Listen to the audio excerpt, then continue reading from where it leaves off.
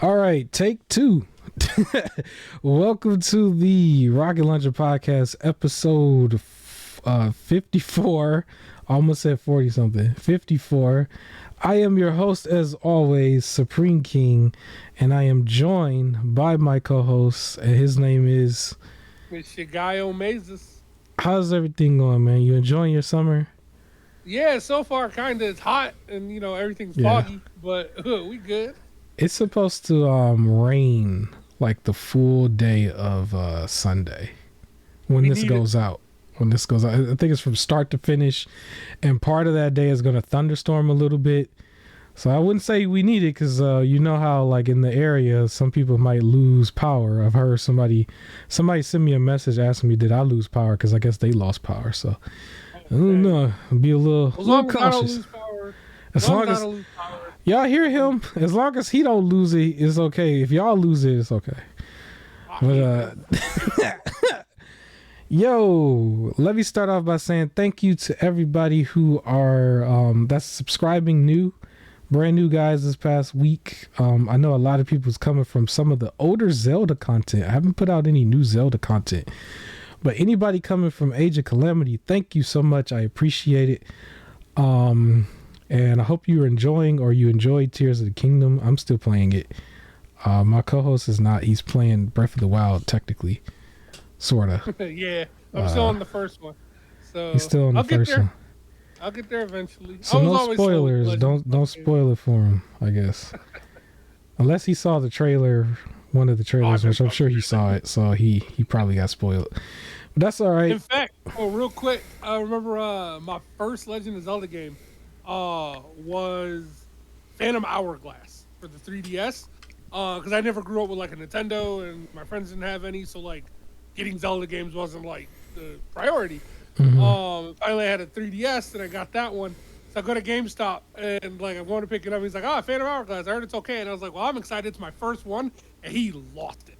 Like he looked at me like I just cussed at him, and he's like, first one, like, and I'm like, my bad, but man, yeah, it was good.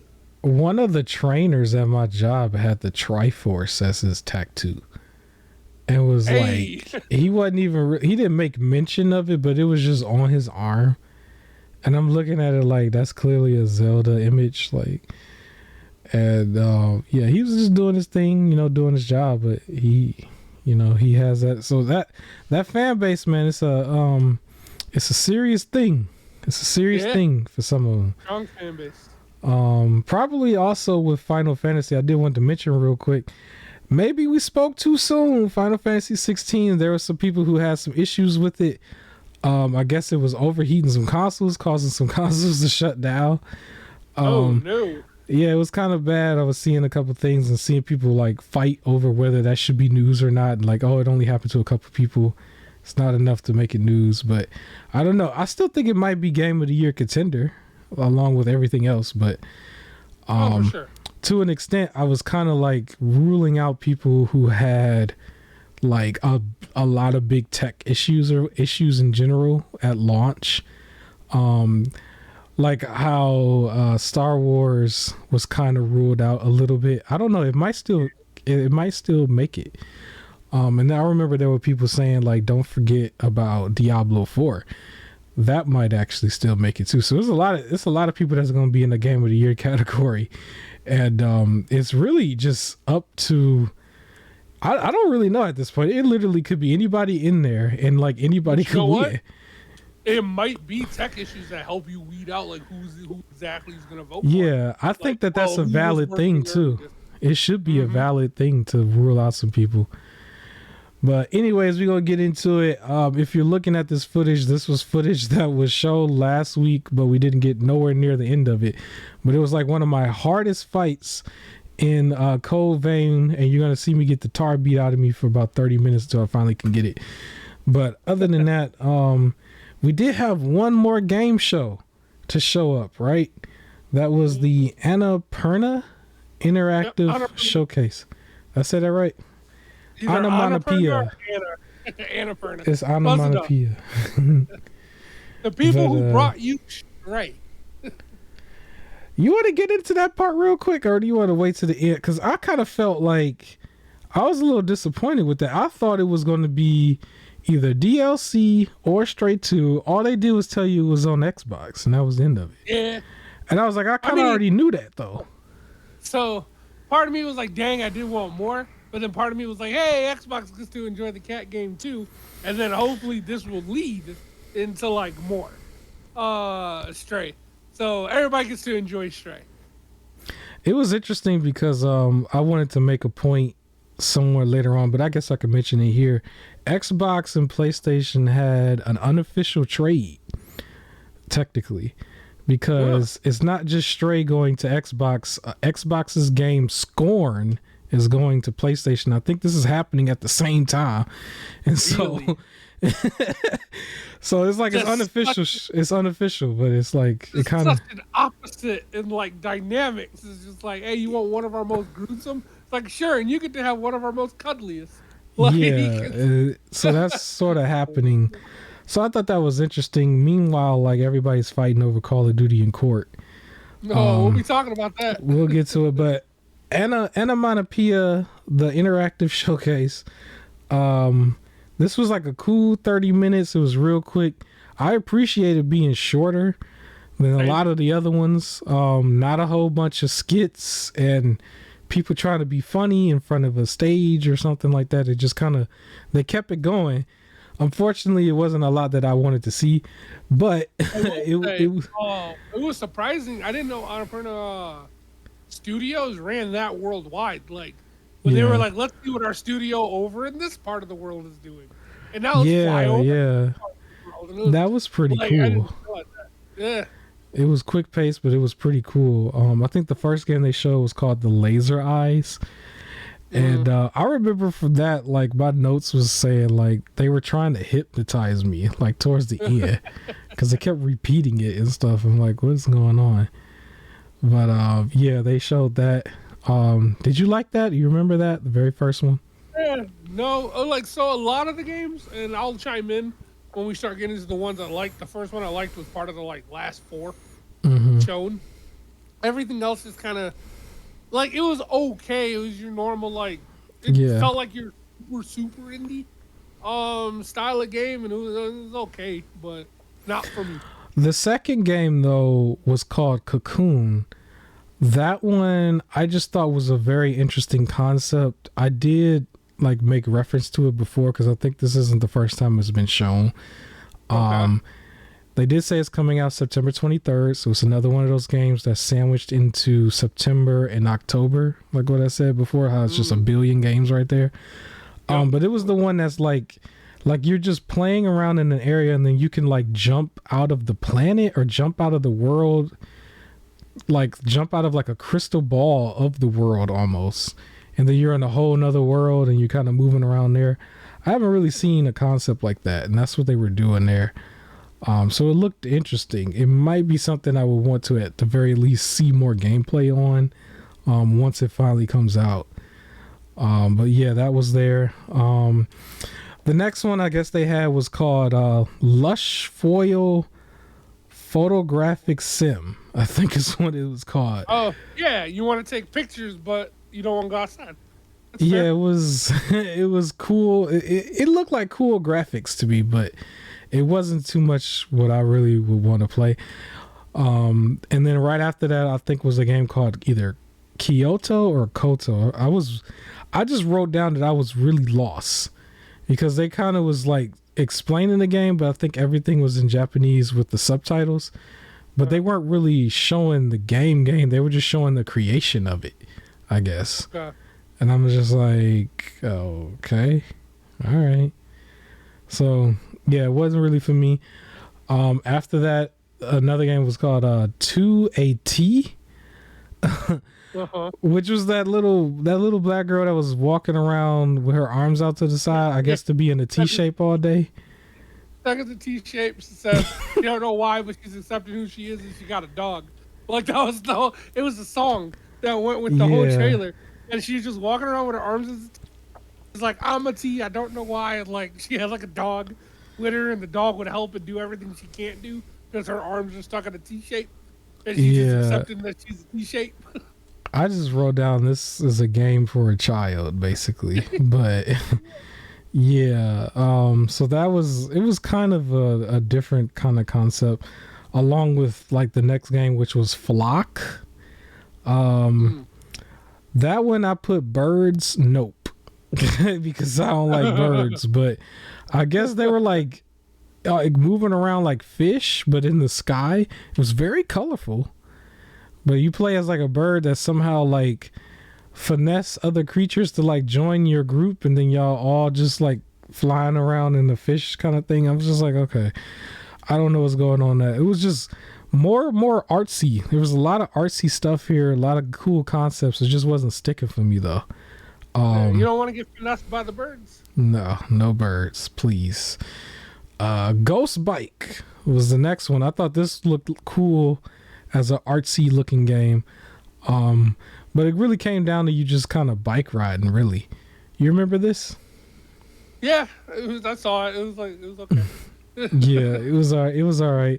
We've blown past this real quick, but a lot of these indie games, they seemed interesting for some, and it might be if it was like free or somebody like, it was like, oh, maybe I'll try it, but like they just none of them really like it stood out like, oh yeah, it looked like one of them things where you kind of just you would click on it if you're demoing like the ROG Alley for me, for example. Yeah. Like if a bunch of them just came preloaded on it, like this whole show came preloaded on it, and then you just did like I ain't trying to downplay it, but it kind of just. Well, no. Or if it's like you want a game that I know sometimes it's like a game that you can start and finish in the day. Yeah. Right. It's just like a one day play through this game, just something calming because you had a stressful day and you need something that's not going to be any sort of challenge, and something that's going to get on your nerves or something you can enjoy. Feel successful in, get lost in, kind of. That's what these games kind of are, and they're not necessarily for me. I'm sure somebody out there, for sure, that'll enjoy it. I mean, look how big Annapurna is. So, like if you lay back on a big, like a big lazy boy chair, and you got a handheld Steam Deck or something in your hand, right? And you kind of just play it for a little while, kind of like we're leading up to July 4th, and it's like you got some family around, but y'all kind of dispersed a little bit. You waiting for the barbecue you don't really to be want done. To talk to them. Yeah. It's that fits that kind of thing. But maybe not so much like Hogwarts Legacy, Tears of the Kingdom. It's not, but it never was supposed to be on that level.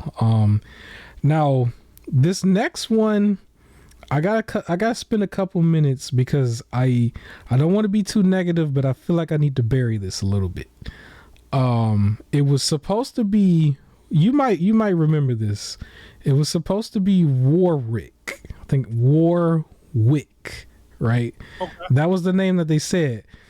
But they proceeded to just do this full vlog of this dude who's like explaining his life. It was like his whole YouTube thing almost. That was like completely out from like him because he was just talking about himself, and I was like, I don't know what's happening. It's like I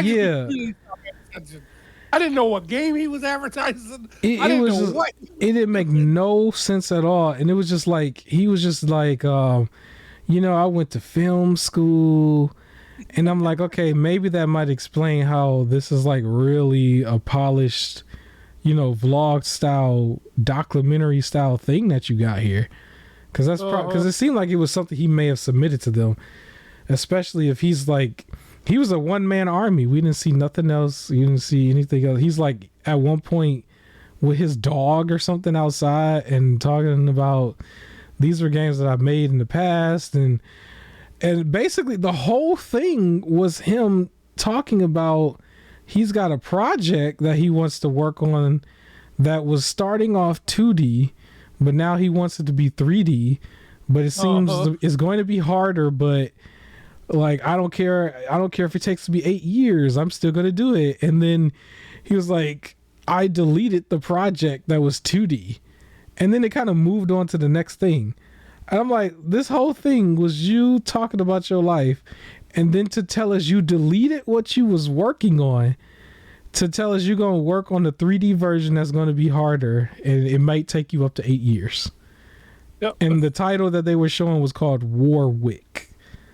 I'm like, homie, like, why was this here? And it reminded me of like how all of a sudden, like, developers are kind of put on a certain pedestal that I don't think that they should be. I can understand you saying support the developers. Sure, we would want to support developers, but they're almost making them look in certain cases like celebrity-ish.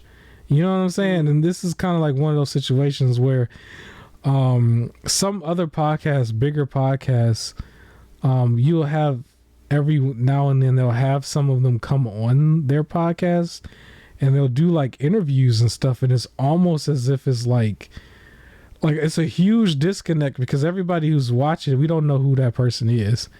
We just know that they're another person in a cubicle that's working on a game franchise that we're familiar with. You know what I'm saying? And it's just like I don't view you as a celebrity status, but sometimes they kind of put themselves there, and this felt like that to me a little bit. Like I'm just like, dude, but it was like in the middle of the show, towards the second half, where I was just like, it did nothing. It did nothing in the show. It really brought the show down for me. I took more points away overall for the rating for this one segment. Because it was just like okay, like let's say we pluck this out.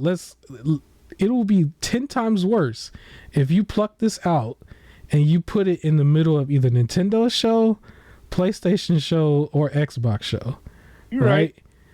So if they want us to take their show a little bit more serious, they have to present themselves on the same level as the big guys if you want to be the big guy. So yeah, you're right. Yeah, but I'm not gonna be. We can move on. I was just like, ugh. But the next thing they showed, which they said was available now, I believe it's called Mundawn or Mundoon. I don't know if I said it right. It was a horror game. It was more like a hand-drawn horror game that they showed. I'm gonna be honest, I wasn't really into that one either, but it was there. It was the very next one. Now the next one I actually was into. It looked kind of like an Armor Core kind of game a little bit. This is supposed to come out early 2024. This is called Bounty Star. That's the first one I wrote down. Yeah, so that one I liked. You have the girl in the mech suit. There's like a story there for her as well. You know, it looked good. It was actually like the first good looking one to me that I wanted to play. Vet. Yeah, she's like a military vet struggling with I guess whatever decisions she made. Yeah. And now she's like collecting scraps, fighting robots to build a better mech suit to go out and fight more robots to protect the little village and like meet people and everything. It was the first one that like really stuck out. I was like, oh, okay, now we're cooking. Yeah.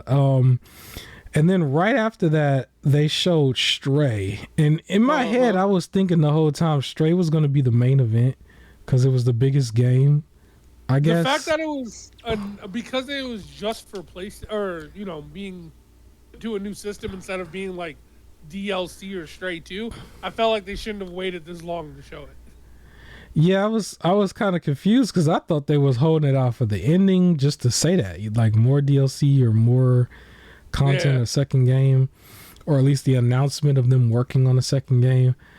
Because the way Jeff Keighley sold it on his show, and they were showing all those previews and stuff, like I still thought like the beginning of the show, the preview was a nice looking tease. Like if you remember, they were like summing up a whole bunch of stuff at the very, very beginning. Like they did something like that at the Jeff Keighley show, but they sold it like it was about to be some new content. And the main thing that was there that people paid attention to was Stray, because it was like a very popular game that came out right before last year. But it was just, hey, it's on Xbox. It will be on Xbox August 10th. I don't know if it's going to be in Game Pass, but at the very least it will be just on Xbox. Which is still cool for Xbox. And like I said, Scorn, the other game, is going to PlayStation, and I don't know if that's going to be on PlayStation Plus or not. But yeah, it's a nice little trade, unofficial trade, I guess. I was just a little disappointed because they quickly moved forward to the next thing that I actually thought was a little cringe for me. Thirsty Suitors, I think. I wrote it down, not because I was impressed with it, but like I feel like I can explain what they're... So it's basically Scott Pilgrim versus the World, but from the girl's perspective. Right? I just wrote it was cringe. I wrote cringe for me. Have you ever seen or read Scott Pilgrim? I've heard the name, but I haven't paid attention to the content. The premise is he's trying to get with this girl, and she's like, you can, but you're going to have to defeat all my exes first. And it's very video game styled. Yeah. And he's going through, and it's like this nerd fighting off like all of these like exes that all have seemingly like, because it's video game styled, it's like just boss fights, right? So it's like a Souls-like romance, essentially. I did write that down too, that it was battle your exes, because they put that on the screen and then they put something else there. So what they did is the 2023 remake of Scott Pilgrim versus the World, where now you're the girl. She's Indian, because it's supposed to be a bunch of suitors. That's the name, Thirsty Suitors. And it's like all her exes, but exes really kind of mean like parents hooked them up and it didn't work out. And she's fighting them all now for some reason. Like, it's like now she got to fight them all. That's what that game is. I was like, oh, okay. Like, okay. Well, if you're interested, this is supposed to be releasing November 2nd, 2023. So it's right around the corner. Last quarter of the year. Decided yet. It depends on how the fight scenes are, to be honest. Okay. All right. Because I like Scott Pilgrim, so I feel like it's just going to be a bad version of that. But if the fight scenes are okay. And the next thing was called Storyteller, and I believe this is a Netflix game. I did not write that one. Yeah, they had the book, and they were like, it was basically just telling stories, but they made people know that this was Netflix's gaming thing. I never, like, is that fully launched? Or did you try it when you had it? Nope. Or does it cost extra? I didn't. I feel like I think it costs extra. I think they have certain games for free, and then the other ones cost extra. I say that like I don't have access to Netflix. I'm gonna take a look. I'll take a look and see what am I supposed to do, like hook a controller to it or something. I'll figure it out. But I do have access to Netflix, so I'll scroll around and see, and I'll report back next week. Good. The last game that they showed was called Blade Runner 2033. And then subtitle, was it Labyrinth? I don't think I wrote it down, but yeah. I want to see more from it. I did like this, but it didn't really show that much. It just kind of showed as like a teaser. So yeah, I know there are Blade Runner fans, so that was like kind of like enough for them. Yeah. But I would like to see a little bit more. But on my radar. It was narrated real good. It was one of the highlights that was narrated. But yeah, very short and sweet. They were just kind of running through them. They had a lot of stuff there. But as a show, it was probably right in the middle for me, like 5 out of 10. It would have been a little bit higher for what it was if it wasn't for that part right in the middle. I really thought that just drug it right down. Cause I was just like, who are you? And then other than that, it was like a whole bunch of stuff that I didn't really care too much for. But I did really care about Bounty Star. I did wishlist it on Steam just to keep track.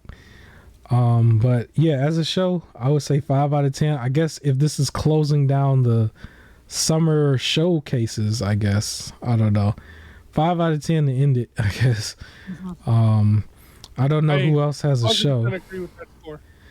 Yeah. I feel like this probably could have came out around, as weird as it might sound because of what I was saying with everything else, I would have probably preferred Nintendo's to be the one that closes it, where this is like not the closer, or maybe they could have just switched places or something. From what I was seeing from the views, it looked like this got like severely overlooked too. I don't know, but it's okay. That's okay. I hope they accomplished what they wanted to accomplish. And I guess we can go on to your other topic because it kind of goes in with what I was saying before. Scorn and Stray switch places. However, the companies are paying more attention to Call of Duty, and they're in court and they're doing all that stuff. And so what's going on with that, man? You want to talk about that a little bit more? There was some documents that got like released. Apparently, yeah, a lot of documents. You know how they like sometimes black out certain like redacted documents and everything. Well, they didn't really use the best of ink to black them out, so it was easy to read under some of the stuff. Okay. And now I can see, not that I agree with, but I can see why Jim Ryan has been going so crazy about Call of Duty. Okay. Apparently 1 million of the users on PlayStation spend 100% of their gaming time just playing Call of Duty only. Yeah. Like 1 million of the gamers only spend right. that.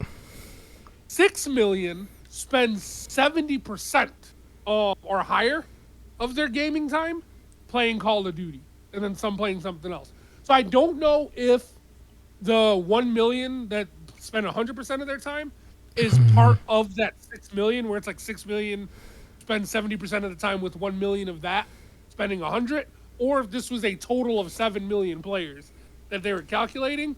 But basically, I think their fear now is if they lose Call of Duty, they lose 7 million players. Okay. 6 to 7 million players. That's where they keep talking about this, because apparently, like for us, where it's like, it's a shooter, right? Like, it's a shooter. There's so many Call of Duties, and then there's other shooters. Right? There's Battlefield, there's Destiny, there's Warframe, there's other shooters.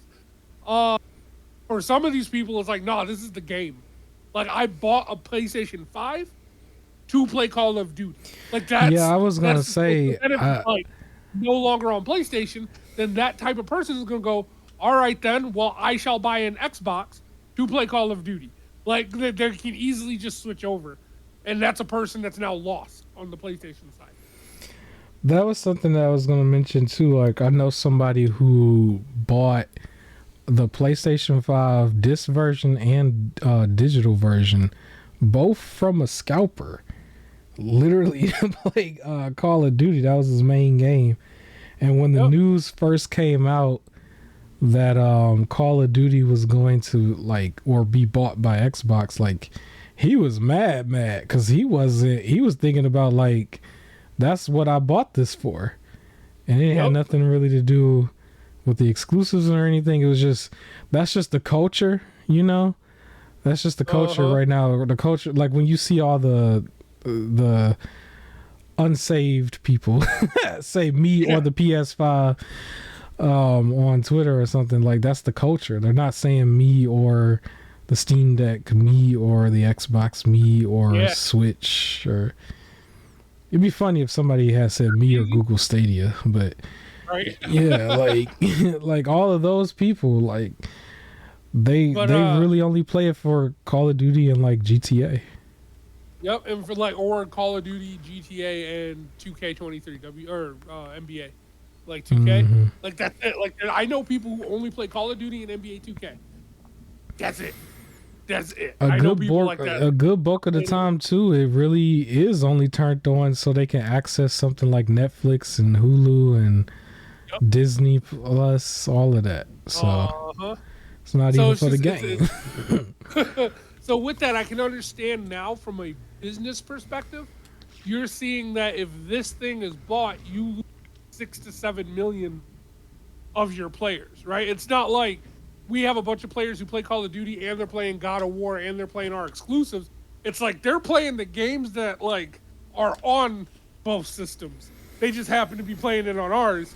And if we lose it, we lose them, right? Our exclusives, for whatever reason, aren't appealing to them because that's not what they play. So I get where that panic is coming from. I still think they're doing too much. And I feel like once they already said like you were not taking Call of Duty from the system, I feel like that should have ended that.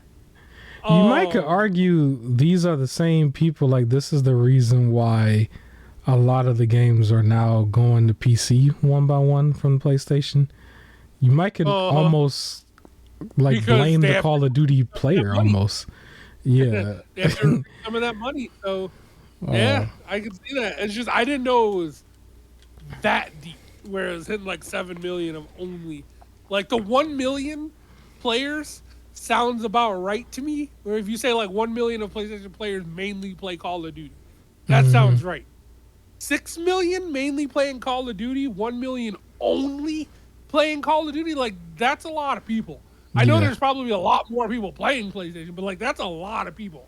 That I could see not wanting to lose, especially since if they're playing that, or the people who are mainly playing Call of Duty are playing Call of Duty and 2K, so all of those microtransactions, right? Yeah. Like you lose that. Like that's a heavy amount of money that you now lose out on. But that's what's going on there. That's probably also used as their buying power for making all of those 1-2 year exclusivity deals with all these third party games and all the like extra content with third party games, because that's been their strategy for a long time, and Call of Duty was the one that was really paying for it, because that's the game where everybody's buying it yearly, where the exclusive is like, you know, for each franchise it could just be 1 to maybe 2 games per year, but usually 1. Or, I mean, per generation, I should say, per franchise. Like, I don't think you're going to see a Horizon Forbidden West or Horizon, like a third Horizon game, mainline game for this generation. I don't think you're going to see that for God of War either, or Spider-Man. I think those are the ones that are for this generation, and that you might not see everything until PS6. That's what I'm thinking. Now, from the article that I was reading from, I did get it from my most hated website, Kotaku. Okay. Like there was several that posted it. That was the one that I opened. I usually don't like them. I would say mine would be Comic Book, because they spoiled the Spider-Man movie immediately. Like immediately they spoiled. I didn't get a chance. Like if you didn't go in there opening weekend, that following Monday they just ran Spider-Man stories like all day, every day. Like, it's so with that, like for people listening for comicbook.com, they're horrible. Either they straight up spoil it, or their version of hiding spoilers would be like, this person returns from the dead. Like, and it's like, and when you watch the series and you know only one person in the series has died, and then they're like, this person from this movie returns from the dead, and it's like, well, now I know who it is, thanks.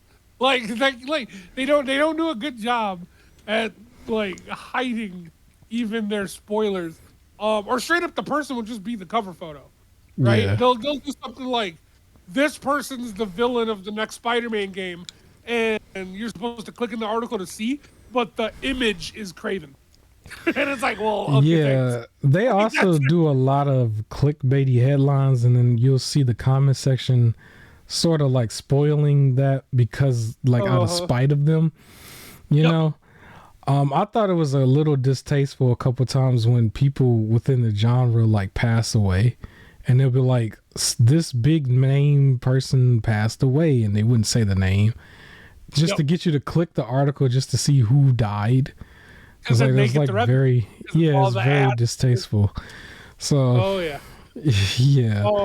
apparently other internal emails revealed Sony itself, outside of Jim Ryan, probably isn't that worried about Call of Duty. Like, they're making a good amount of money.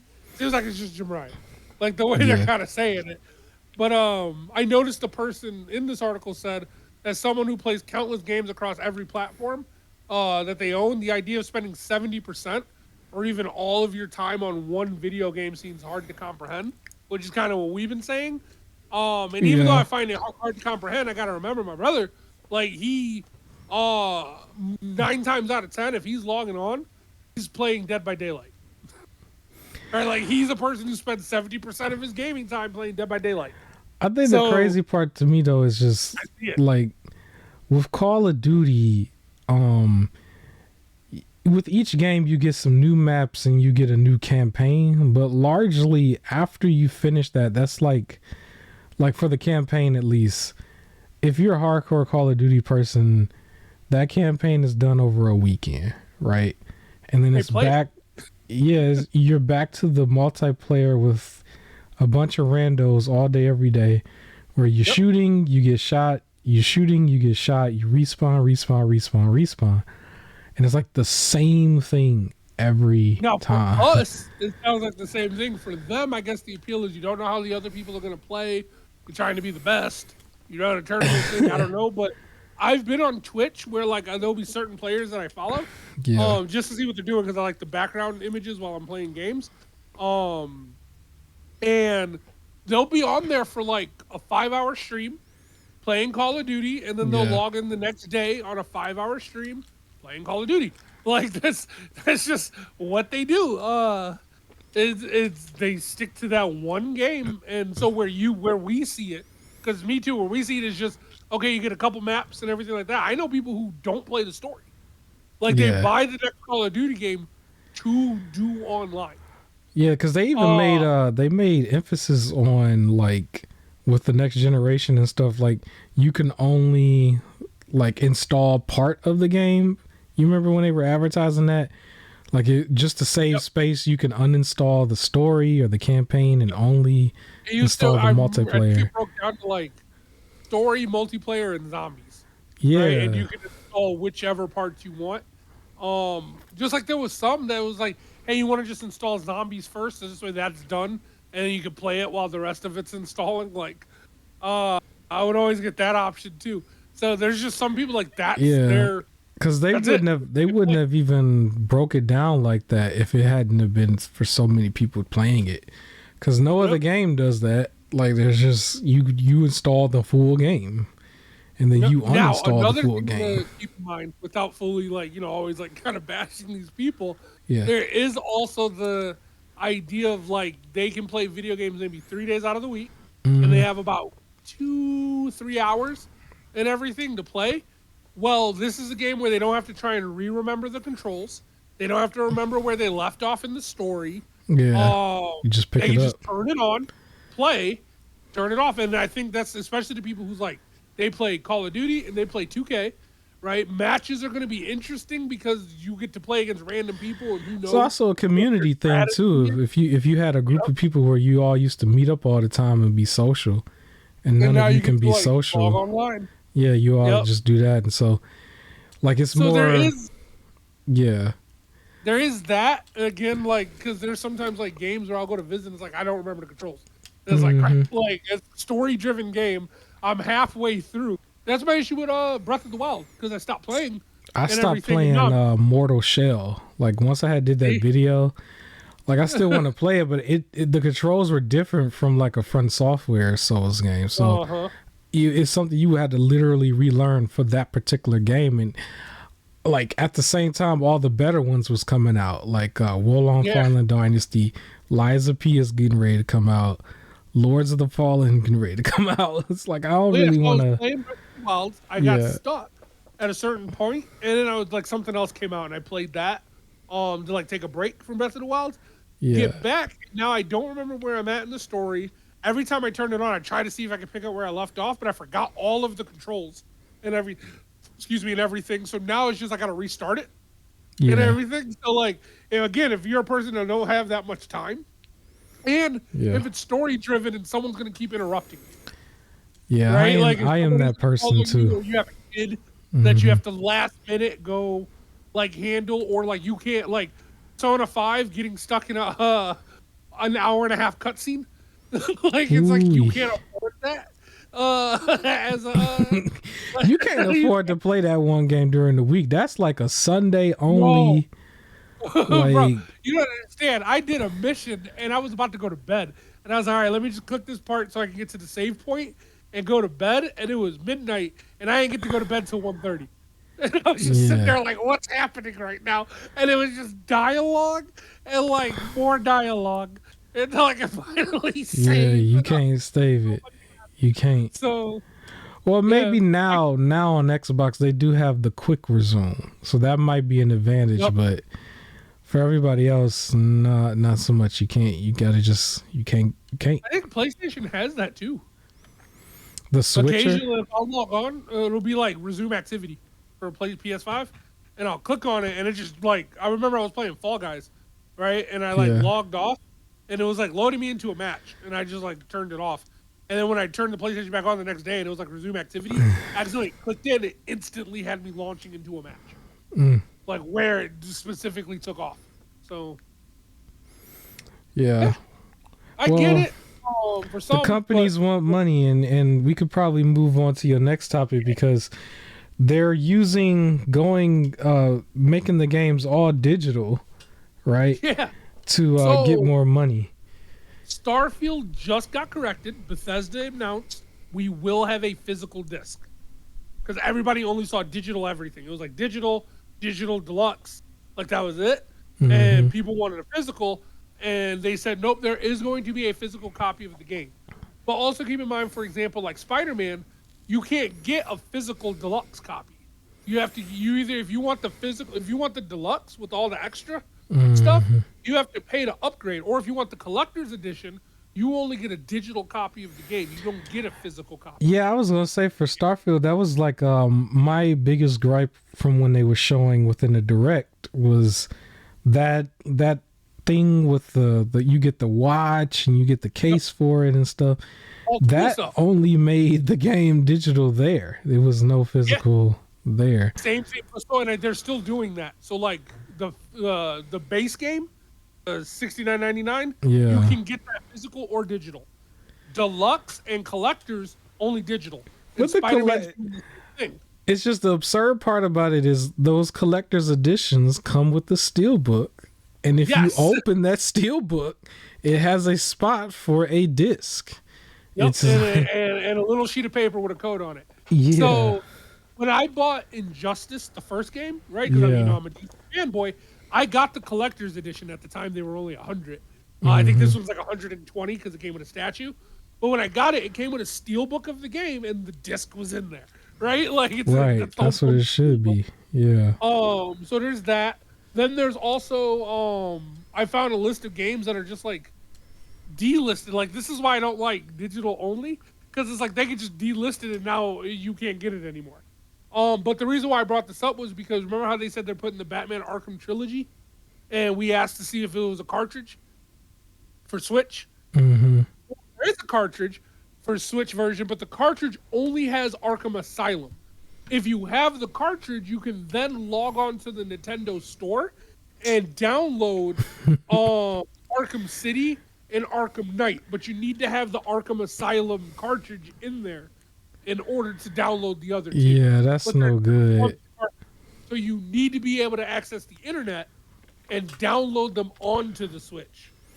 The internet. I will have to admit, I was one of the people who I won't say fell for it, but basically I decided to do something like that with Switch when it came to Bayonetta, because I believe they have versions of Bayonetta 2 where if you bought it, it came with a digital copy of Bayonetta 1, and it may or may not have a reverse copy or reverse cover. I forgot, but I didn't have Bayonetta 1. Bayonetta 2 was still like the Nintendo price, but certain copies had the DLC of Bayonetta 1 with it. So it was like you were getting two games with one.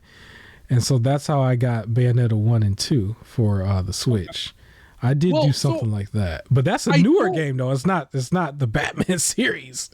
Like I don't necessarily mind digital games. Like for example, even though I do have it physical, and then I have a digital copy of the PlayStation Plus. But like Tony Hawk's Pro Skater 1 and 2, right? Right. I'm not like, it's never like, oh, this is the game that I'm playing for like hours on end every single day. It's just every once in a while, it's like I really want to play a skateboarding game. Now I don't have to switch out the disc. I have it digital. I can just play it digital, like during the times when I just want to, right? And I don't have to switch out the disc or get up and go do all of that. I can be lazy. However, I don't like it where digital is the only option, like Alan Wake 2. You can only get a digital. right? There is no, and it's like when you delist games like Marvel's Avengers, Power Rangers, there was like a side scroller one, which I still have access to because I kept it downloaded. But like, there's certain games where it's just like if you delist it, it's just gone forever. But you bought it, like you don't get to keep it, right? Like it's gone. The other thing I don't like, is you can't trade it back, right? You can't sell it back. Yeah, you can't trade it back. You might, I think in some cases, most cases, you should have access to re-download under your account, if I'm not mistaken. But if you get a new account, yeah, if you new account, then no, it's gone. And I can't let a friend borrow the game, right? If they're like, I want to try it out, but I don't really want to, like buy it yet. I can't let a friend just here's the disc because I bought it. Like it takes the control away from the player, basically. Yep. I can't sell back to GameStop, right? Because and that's gonna I brought it up. I can say it now. GameStop's running a 2-for-1, buy two get one free, pre-owned games. Okay. They were doing it mainly for the pro members, but then it's gonna open up to everybody soon. But it was like pro members first come first serve, I guess. But like that goes away. How long is that? No, how long is that for? The buy two get one free. I might look into it. I think it started this week, and I believe it ends by the end of next week. Maybe July 4th is when it ends. Okay. So I might not get into it, but for everybody else, maybe in last minute you can get into it. Yeah, and they're doing all current, like a lot of current games. So like, I looked on there and I saw WWE 2K23, Jedi Survivor. Now Jedi Survivor was still like 60, right? Yeah. It went from 69 to 60, but WWE right now is 45. I saw something where it was like it's 30% off. Like I'm like, it's 30% off now already. Like it's kind of crazy. But like they're doing the for used one copies and blah blah blah. But anyways, I want to mention something about digital games. Yeah, go ahead. What are you gonna say? Oh, and the last note I was gonna say is there's rumors that digital only AAA games will become like a standard by 2028, and I'm not a fan of that. Yeah, it sounds like that's probably something that they're trying to do because it sounds like they're really trying to get control of the gaming market because I think the PS4 generation, I said this before the channel even existed, that was the love letter generation to the fans because one of the things that was happening was a game will come out, it's cutting down nearly in half within a month or two. And we've even seen that with this generation with a game like the Sonic game, Sonic Frontiers, and then I believe Gotham Knights. Both games dropped down to like the $30 range within a month of them coming out. You know, I remember Dragon Ball Z, I think it was Kakarot. Yeah, Dragon Ball Z Kakarot. Yeah. That was another one that dropped down almost immediately. And like that kind of thing was just happening throughout that generation to the point where they had no control over it. And a lot of exclusives were all like $20, $15. Black Fridays was like flea market prices. I scooped up heavy. And it seems like they're trying to stop that because immediately they were trying to adapt a Nintendo model that kind of imploded on itself a little bit because then that one Black Friday, everything just dropped to like half price. Like they couldn't keep it up. They tried. They were successful for 1 year, 2021, but 2022, everything was like half price. They couldn't keep it up. But it seems like they're trying to get it to the point where when it becomes all digital, they'll do the Nintendo type sales where everything only goes down to like $45 and it never drops below that because there's no competition around that.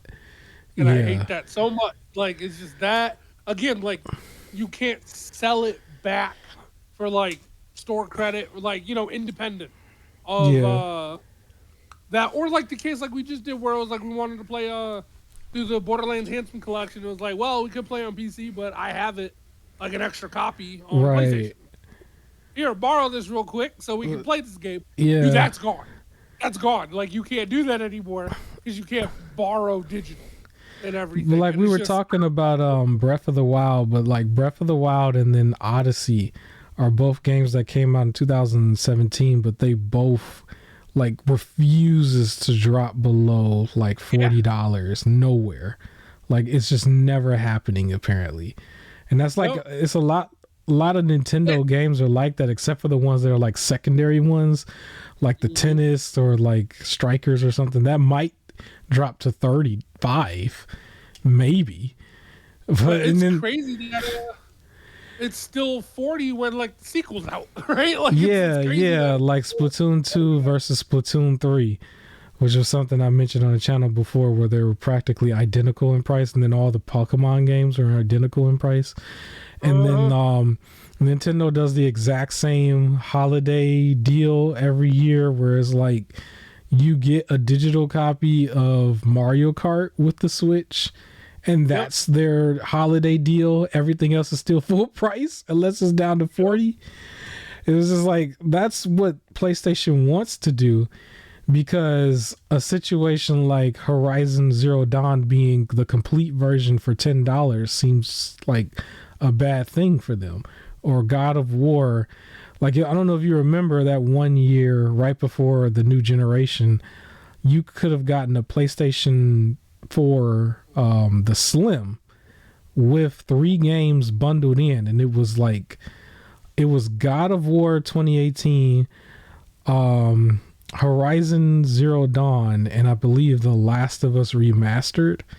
And they were like that. Yeah, it was a $200 deal, which is an ultimate steal, you know. Yeah. And like, they don't want their games to seem like they're not that valuable, and that's kind of how it looks overall, you know. Xbox sort of got away with it for a while because everything was just in Game Pass, and so it's like, it looked like it probably wasn't as valuable to some people, but then at the same time, you were renting it instead of owning it. But now we're at the point where they're raising the price by $2, right? So there's that. But the one thing I wanted to say about the digital games, which will lead into your next topic, Power Rangers Battle for the Grid, it was one of those things that I bought digitally early on, and then I was in a situation where I have to keep paying for the DLC, and I don't even have all the DLC. But the next thing you know, they came out with that Super Edition, which has all of the content in it, and it's now cheaper to get that than it is for me to keep buying the DLC. I'm in like one of those loops.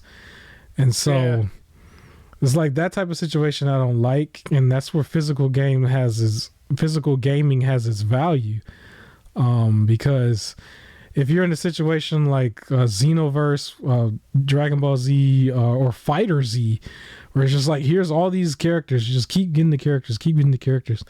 But it's like, if you get a physical version that has everything on it, it also saves you time and energy, because sometimes it's a lot of work to stop and have to think, do I have all the characters, or did I buy the correct pack that has all the correct characters, or did I accidentally pay twice, you know, that type of thing.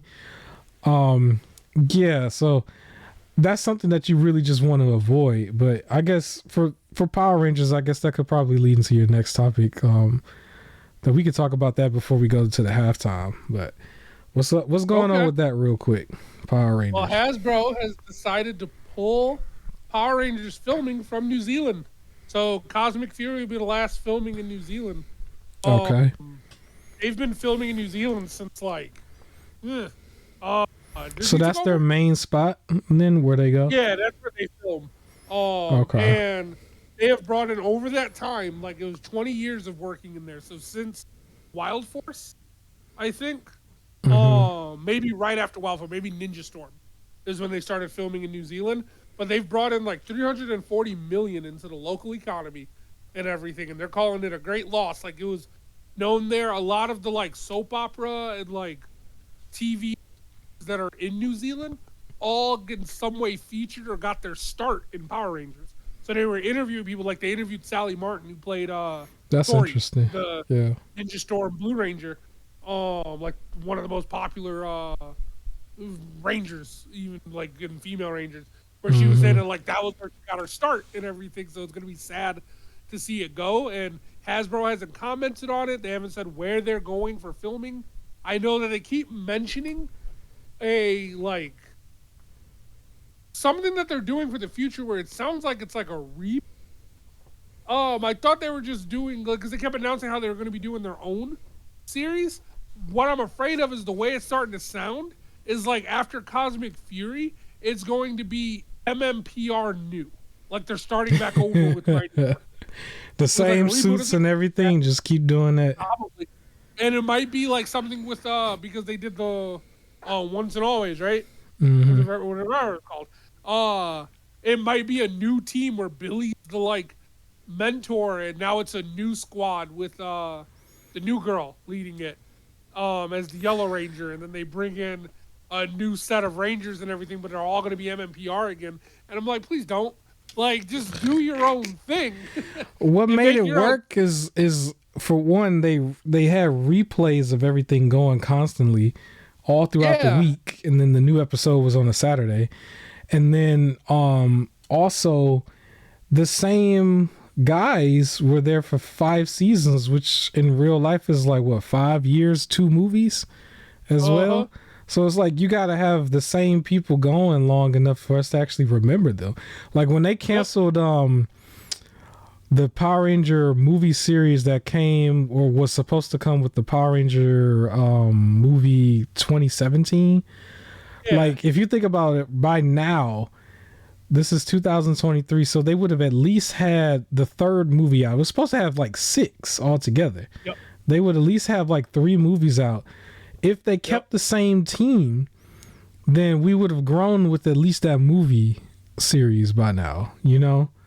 And understood it, and like they would have introduced like 1/6 character, I guess, because they were teasing their version of Tommy Oliver, and then it all got canceled. It's like we probably would have had that, but the way it sounded was they want to come out with more movies, but they scrapped the cast. And it's like, well, that's what you do with the TV show, and that's your only problem is you keep scrapping the people, so you have nothing for anybody to just hold on to. If you look at The Witcher, like there's a lot of people upset that Henry Cavill is not a part of it anymore, right? That just does it for them, and that's like after so much time and everything, you know what I'm saying? It's like that's enough for people to leave the whole franchise. And it's like that's how valuable these guys are. You got to really pick these 6 people and be prepared to keep them and pay them to stay and don't go nowhere else. You know what I mean? And then you'll have a strong franchise and stuff. But I think that's also. I don't know what they're doing with the TV series, but like, I don't know. I feel like it is kind of. I think production cost was low. Mm-hmm. Like it didn't cost that much to like work in New Zealand. But I also think that's the reason why Marvel was doing so well with the MCU versus DC, because with Marvel, not a lot of people was swapping out. Where in DC, it seems like we got to swap everybody like constantly. That's the way it seems to me. But they do. But I think that's what, because by the time we got to the point where it was Endgame and everything, you really were watching the same people for a lot of movies. Like it was really the same people. Like you can go pop in Civil War, you can pop in the first Avengers, and you will see the same people, the same person playing Iron Man, same person playing Cap. Not War Machine. Yeah, not War Machine. Not War Machine. Else. But it's like that's one out of like a whole army of them by the time you get to Endgame, you know? So that's the thing. Like with Power Rangers, they have to really lock that down and get people who are serious. Mind, though, I don't know if this is about the movie, but it sounds like it's the reboot of the TV series. Okay, well. So I don't know what the plan is, but it sounds like they're rebooting the TV series, starting at Mighty Morphin instead of doing something new. But I mean, all I'm saying is if you need 50 Batmans, or if you need to do it like 50, like it's just not going to work just because you got 50 of them. But I'm rooting for him. I'll still watch. Speaking of which, I have not paid attention to that $400 Dino Megazord at all.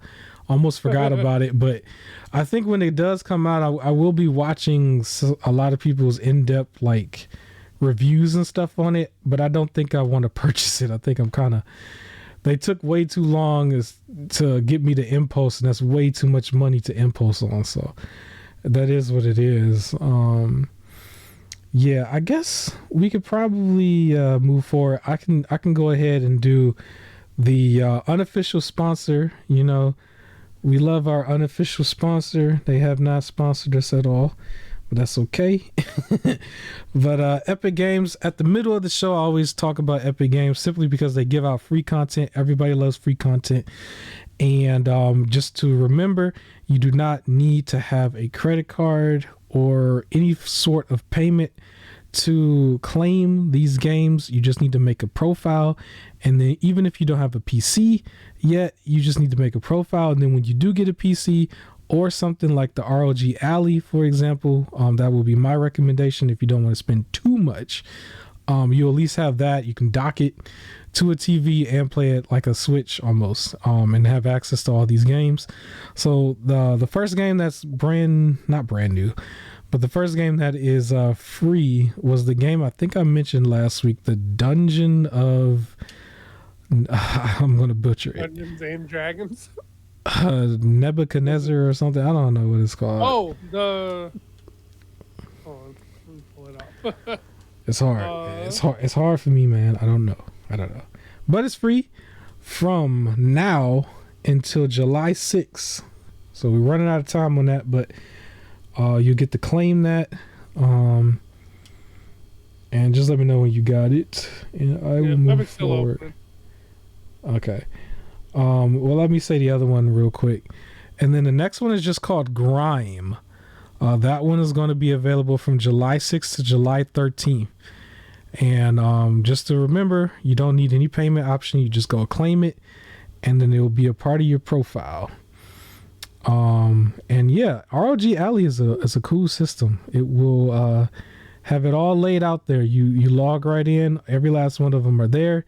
You can install it to it, play it, and then you can go and put it on your TV, maybe a monitor, or just keep it, handheld. You got it? You know the name? No, because that been taking a while to open. Does the ROG Alley allow mods too? I have not tried any mods yet, but I would imagine so because it runs Windows. And Windows pretty much has all that legacy code where you can just play pretty much anything from any timeline on PC, which gives it a distinct advantage if you are somebody who's looking between that and the Steam Deck. Remember, the Steam Deck is Linux based, so not every mod that you see might work on there. You have to look and see what works. Like everything that, like, I believe they say like not every Steam game or not every PC game is going to work on the Steam Deck. It's like a list or whatever, but majority of the people have done a good job of developing to make sure that their games are optimized for the Steam Deck going forward, especially the indie games. But if you're somebody who's really trying to dig in the past and like do a lot of bells and whistles to bring something up forward, outside of Skyrim, I don't know. Well, you just have to look and see. It's going to be a case by case basis. Okay. Well, I don't know why I pulled this up because I'm about to butcher this name too. Okay. Like, it's a hard the one. The Dungeon Nahilbiak. Yeah, I think it's, I don't know what language that is. The Dungeon of Free Games. The Dungeon of you got until July 6th to get it for free. The Amulet of Chaos. That's all you know. That's all you need to know. They'll probably pronounce it correctly once you boot it up. Whoever really wants to play it. But yeah, let me move on to a quick impromptu story. I actually want to give you guys a story that I think is funny. Okay. So this past week, or within this week, I decided, or I was thinking about, like, it kind of was like a out of nowhere thing, right? I was inside of a Walmart and they had a Xbox controller that was white and black, and just a standard controller that looks just like the one that you would get with the Series S, right? Okay. I looked at it and I was like, what? I need a controller for when I dock my ROG Alley to the TV. And I was like, okay, if it's white and black, it'll match the ROG Alley. was like, I didn't really want that because it was plain, but I might get it because it was an open box one. You know how they put that yellow sticker on there where it's like marked down? So I think the controllers are like $53 normally. And so that one was $40. And I looked at it and I was like, it can't be that bad. Right? So I buy this controller and take it home. And some dirty gamer, I'm almost certain that they broke theirs and swapped it, or bought one new one and swapped it and then got their money back, and Walmart didn't pay attention.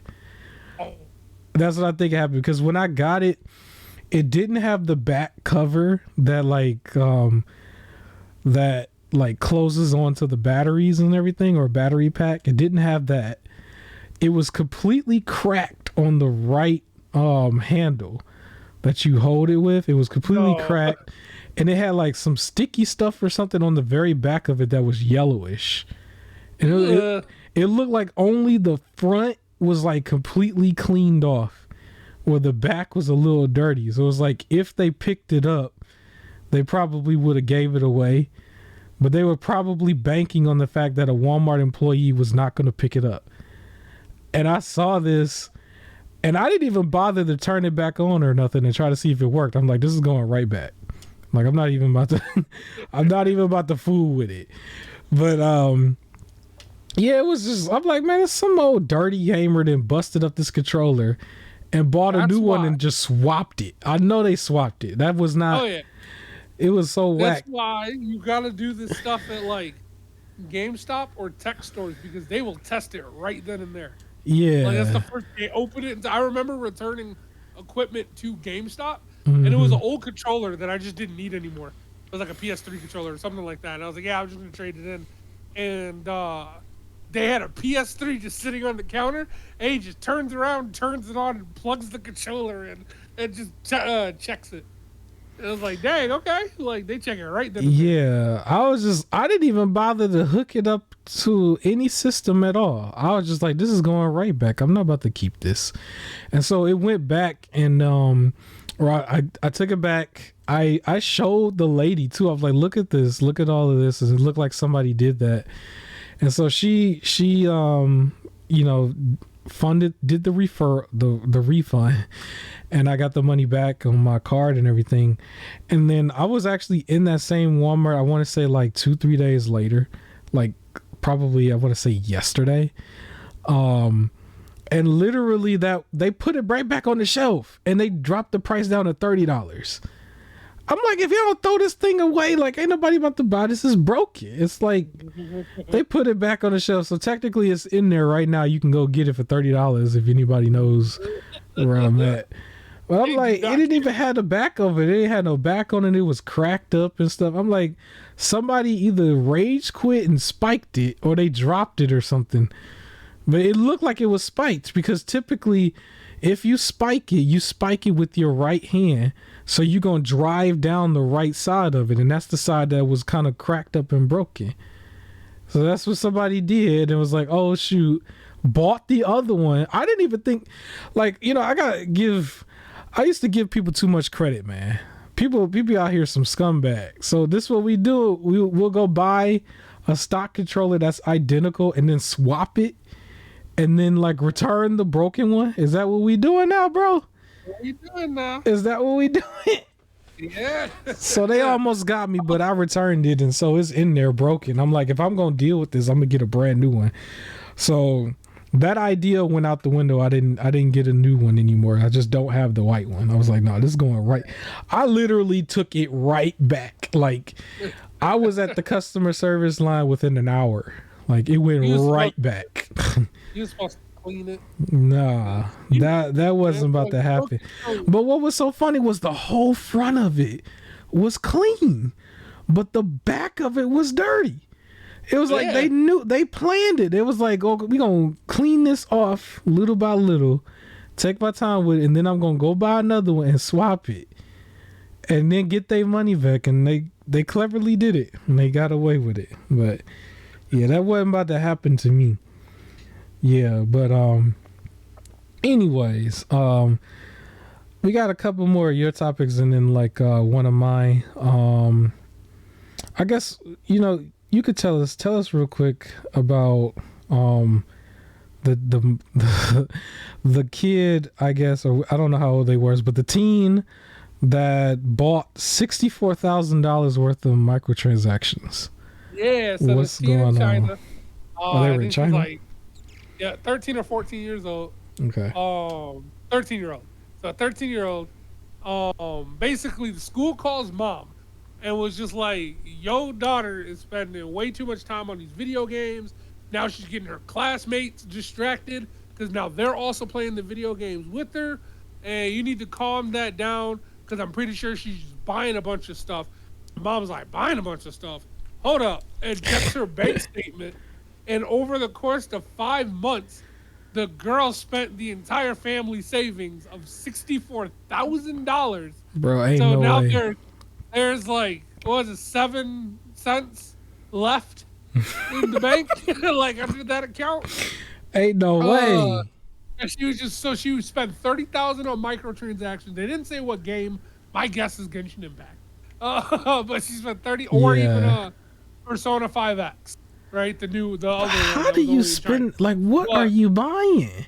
You know, 35,000. But she spent 30,000, and would buy her friends stuff like micro. So she was able to access the credit card information and like buy the stuff for her friends. And she said she didn't realize how much she was spending. She would just buy the stuff and then delete the transaction like history on the phone so they can like, in her head she's like, then they don't see it and we're good. So she spent all of that, and now mom is calling and is like, "Yo, is there anything you could do?" And these companies is like, "No, your daughter bought it fair and square and used it. Like, I don't know what to tell you." So they're especially out after 5 months. 54,000. So that's going to be another argument against mobile gaming. And already, China has been trying to do a thing where they're limiting how much kids can play on gaming. Yeah, I've heard about like, that. If you're under 18, yeah, it's like if you're under 18, you can spend like an hour per day. You're allowed. I heard it was everybody though, regardless of age. Because I think it was when you were older, you were allowed to do some extra stuff, but yeah, but I heard that they were still like you still have a limit, like as an adult too. Like I don't think you just. I think it was when you were older, you could get like 3 hours, and if you're younger, you only get an hour. Yeah, like the only way around it is if you play something retro that has like no ties to the internet whatsoever. Because I think the way that they're doing is like it will lock up, like you won't be able to access, like at a certain point. That's just it, like a parental control kind of thing. Now, as a tie-in to an earlier topic, if everyone started enforcing this and you're trying to play games that are only digital that require a constant online presence, and then it's like locked, like you don't get to play Call of Duty no more. Like, sorry, you spent your 2 hours this weekend. You're stuck. Go talk to your family. Go like, touch grass or something. That's gonna be a weird thing to try and enforce. But it was very reminiscent of the other story where the dad gave his college-age daughter emergency credit card. So if she's ever like lost somewhere, she always has money for an Uber or something like that. And she ends up spending like 5,000 on microtransactions for Genshin Impact. That's so crazy. Take the credit card away because it was just like, what are you doing? What are you doing right now? Like and this has been like 2 stories, but there's been a lot of these, right? There's the kids that are accidentally buying a bunch of stuff in like Candy Crush. Like, I don't know. I just feel like personally, stop linking your credit card to your phone if you're going to have kids on it. Right? Speaking of which, I would like to mention a breaking news, I guess. Not really breaking news, but I just got a message from Walmart to my phone. I don't know. It's kind of weird. If you have like the Walmart app to your phone, you might have just got this as well. But basically, they just said, as of right now, you can pre-order the following games, which is Spider-Man 2 and the Mario Wonder game that they just showed at the Direct. Apparently they just went up on pre-order for Walmart.com, so it might also follow suit on Amazon and some of the other places. But yeah, you can pre-order that now.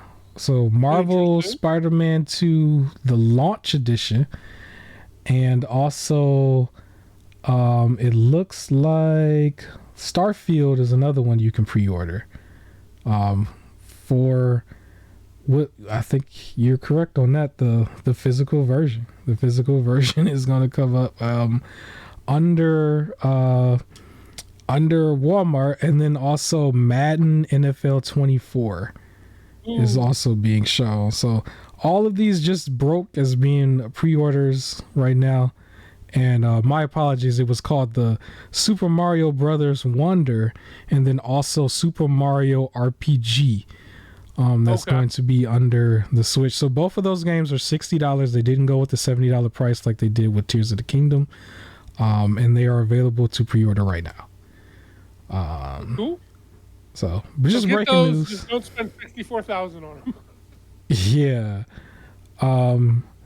Also, so you got one more topic, and then I got one more topic, and then I think we can cut out. So I don't know if you remember this old 90s movie, Small Soldiers. I think so, yeah. There was a kid who had it was like soldier action figures and then like monster action figures, and it turned out the soldiers were the bad guys. Spoiler, I mean, but it's a 90s movie. I remember the movie. But it was almost a new trailer. Political in a way, but yeah. Yeah, but a new trailer, political. I mean, yeah, it was good. But a new trailer dropped where it's all updated. It was called Small Soldiers War for the Necron. And it was like a new soldier girl, and she's hunting down the monsters, but the monsters trick her, and then they're able to escape. And she looks like she's I'm gonna get my revenge. And then a bunch of more soldier bots start activating and turning on, and is ready to fight with her. And they were moving sort of action figure but very high graphics and everything. It looked great. Okay. The company is known for, I guess, making mobile games, but also making movies. So I don't know what this is going to be. It could be a video game, a mobile game, or a movie that they're working on. They just said it's a proof of concept right now. But either of the, if it's a video game, I don't want it to be a mobile game. But if it's a video game, cool. I don't know if it's going to be story driven or just a battle royal, probably, where half of the team is the I would imagine battle royal, because everything is a battle royal. Yep. Or if it's a new movie that's about to come out, like a sequel from the original, I'm down for that too, because it looks great. But that was another one that I just randomly saw. It was a nice, cool 3-minute trailer. Okay, I do want to give a quick shout out to a game that's more PC only, I think, right now. You've been watching Twitch, right? A lot of people are playing this. I think it's called Only Up, and it's $9.99. Yes. And basically you don't do nothing but climb, but it seems to be a very addictive game. And if you fall, you could fall almost all the way completely down, or just down by a lot, and you got to keep climbing, and you're just going up. You're literally going up, and it kind of looks it's almost like somebody modded Infamous or something. It's just all this little stuff that's just floating in the air, and then you got to keep going up. I guess literally it's just only up, and it looks pretty cool. It's very, very cheap. Anybody could buy this on PC, but it is apparently very addictive, very popular at the moment, and I don't think we mentioned it at all until now. So I just wanted to give a shout out to it, because I liked it. I liked what I saw. $10 is $10. That's not everything costs more than $10 now. So definitely, I think people should check it out. Last thing I actually wanted to talk about was AEW Fight Forever, the video game. So you see some of these reviews? I have. Well, not necessarily reviews. Gameplay, because all the reviews I saw was it's fun. That was everything I saw. Was it's fun, and it would describe it's a good few hours of fun with friends. Here's a couple issues here and there. It's fun. That's all I saw. I didn't get to see real. I know it came out Friday, and all the reviews I saw were Thursday and before. So it's all the reviewer copies. So I didn't get to see real people's reviews yet. Yeah, I mean, we already know the deal. Ignore IGN. I think IGN was one of the ones that gave a really bad review. But the main one that I paid attention to was What Culture, mainly because they cover wrestling 24/7 anyway. And so And even their What Culture Gaming, a lot of them are into wrestling too. Yeah, I feel like those are the ones I would pay attention more to. And they all pretty much did say it was fun, but that it was like it's still kind of missing things here and there. One of the main things for me that I already knew was missing was pretty much the created, like the Yes. created character showcase, the cause, basically. Now I understand why you can't share creations, because there's only like 8 generic faces. Like, yeah, they really dropped the ball on that part. Yeah. Yep. Which is interesting because I guess they felt the need to add all those mini games, which I didn't really understand. It looked kind of fun and everything. It just doesn't make it different, I guess. Yeah, it didn't really fit to me though. It kind of seemed odd that they had a bunch of mini games there. It almost seemed like the WWE Battleground game in a way. It was just like, why is all this here? But yeah, they had that. I do think that I am going to get it. I don't think I'm going to get it at its current price. It is a wait for a sale for me. I really would wish that it was like more complete because it sounds like more DLC is coming for it and stuff. And I'm more big on trying to get anything like in its complete edition, just like what I was saying before when it came to like the Power Ranger stuff. So I was just like, I don't know if I really... There's DLC out for it already. You have to spend $5 to get Matt Hardy and $10 to get FTR. Yeah, that's not really, like that doesn't attract me, you know? Like that makes me, it detracts me a little bit. It's like I would have want them to be a part of it. Like why would Matt Hardy not be a part of it at this point?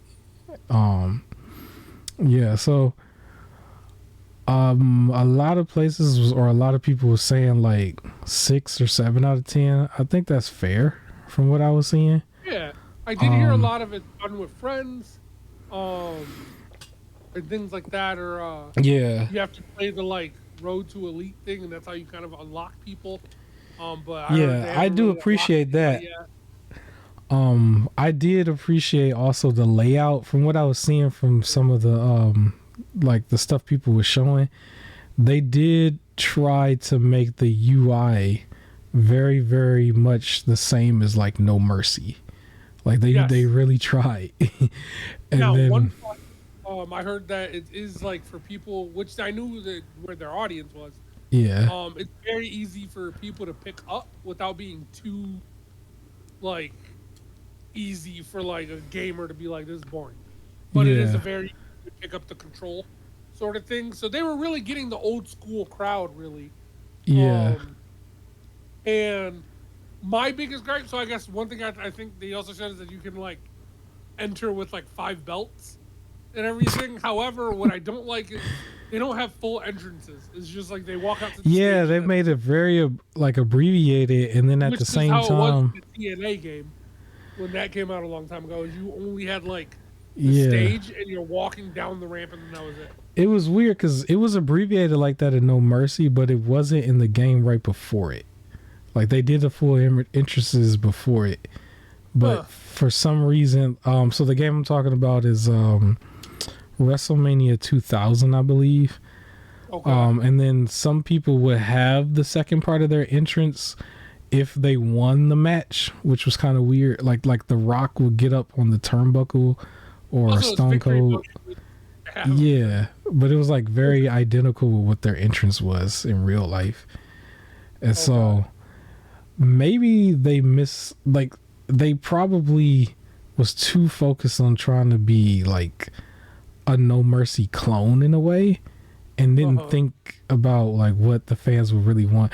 Like if they make a sequel, the sequel will be perfect. I think the sequel is going to have the created all the created parts, and then it's going to have the entrances, right? Now, besides this, the created part in the entrance, my biggest gripe, which again, this will be something I think fixed in the sequel, it's limited to 4 people in the ring instead of 6. And what I don't like about that is they have a trios championship, right? Like in the show, like on the roster, there's a trios championship, but you can't do that in the game because you can only maximum 4 people in the ring. I'll be surprised if they do that by the next game, if it's a yearly game. But I don't think it's gonna be yearly. That's why. Yeah, if it's not yearly, then they might do it. It's just by development. I don't know if they could just say, "Oh, let's change the code," and all of a sudden, 6 people on the screen. That might seem a little bit harder for them. From 1 year to the next, they were able to WWE was able to go from 6 to 8. Yeah, but I think with that, like, we don't know. That might have been like on the back end something that they have been working on for a minute, though. I don't know, maybe, but we'll see. We'll see. I do think they have enough potential. I will get it at some point. I just don't know when. I will want it to be all in one. But the problem with it is, by the time you get that all in one and the price is right, almost everything in the game will be outdated. Like, yes. That's something about wrestling. Like stuff becomes outdated almost immediately. Yes. Unfortunately, but we'll see. I did want to mention, I didn't see the show yet, but I do have the show. It kind of put me back in wrestling a little bit. AEW's Forbidden Door. I guess I didn't see it, but I want to see it because Okada is one of my favorite wrestlers, right? Okay. I guess Daniel Bryan Danielson he had a match with him, along with I guess Will Ospreay's had a match with Kenny Omega. Now I think they've gone against each other before in New Japan, but we've never seen Bryan Danielson go against Okada, so that's a big attraction for me. So I got it. I'm gonna watch it eventually, probably July 4th while I eat some barbecue. Because I know it's kind of old now. I know wrestling moves so fast, but I'm just gonna say, like, for the time skip, I think I might start time skipping. Like, I'm not gonna pick up the very next show, but I'm gonna try to incorporate it back in, starting with that. Is what I'm saying. People listening probably lost, like, what? But yeah, I guess that's it, man. Anything else you want to say? Yeah, I have one more thing that I had just remembered mid-show. All right. So you know how they have the different simulator games? Yeah. Well, they have that off-road trucking game, right? And there's ads in the game, which one thing you can complain about, that you paid full price for a game and they're still putting ads in there. Yeah. However, this ad is actually sort of relevant. The ads that are in the game, it's like on the billboards, is for a legit trucking company that's having, if you see it and everything, you can apply to be an actual driver for the trucking company. That's cool. Like a full-time driver. That's kind of cool. So that's how they're trying to find, I guess, people. It's like if they're really interested and they're really playing the trucking game, it's like, hey, you really like this? Come be a real trucker. That would be smart for them. Kind of cringes me a little bit. Shout out to Swift. Shout out to Knight.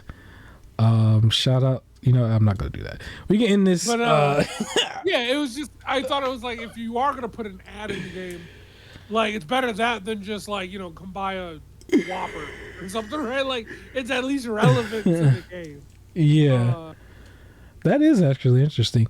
But my question would be, like, would they have to update it there, like, periodically when certain companies go under, they merge? Because there were some bigger ones in real life that did merge. Or they just remove the billboard because they're like, oh, all our job positions closed and everything, so you just can't apply anymore.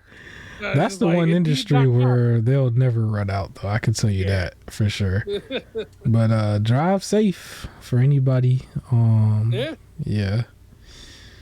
But I guess that's it. We can get into some gaming. We're gonna play some Destiny 2. Yeah. For anybody wondering. Happy July 4th if you listen to this by then. And have a great rest of your day. Peace. See you next week.